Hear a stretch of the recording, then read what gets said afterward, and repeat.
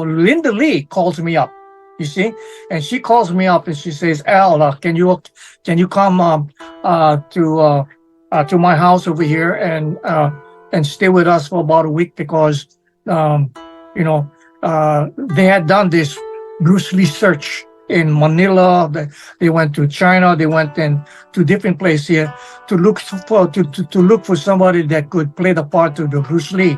You see, and they already had all the selections of people they had. They had about 6 or 7 people from different states, different countries, selected to audition for the final part. So she called me up and she wanted me to come in, and I told her I wasn't interested. You see, I said I'm not interested in getting to the movie or anything else this way, And then she convinced me anyway. So I said, okay, I'll just come down and do that. And I asked her, well, why did you want me to do it? He says, well, because she had known me, she saw me, you see, and then we spent a good 2 weeks together in Europe, doing a show all over Europe. So she had seen me demonstrate, she had seen me move, and she says, you're the only person that can mimic Bruce Lee.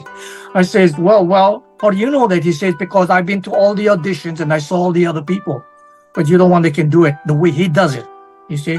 And I said, I take that as a compliment, So I went over to her house and I stayed over at her house, and she gave me the script to take a look at it.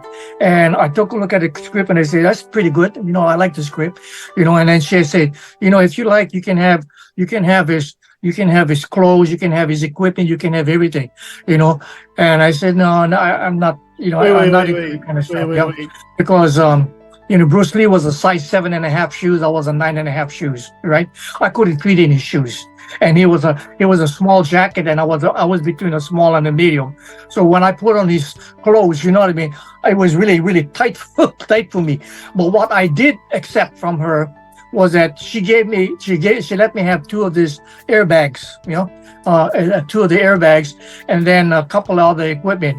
And by that time too, I had already gone to Germany, you see. So I actually flew from Germany to Los Angeles.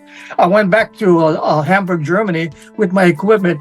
And funny thing, when you have equipment and people find out it was Bruce Lee's, they somehow have a habit of disappearing. So I lost the 2 bags, I lost the equipment, and I was really, really upset on it. You see what I mean? But because I was proud to have an equipment that only me had. You see what I mean?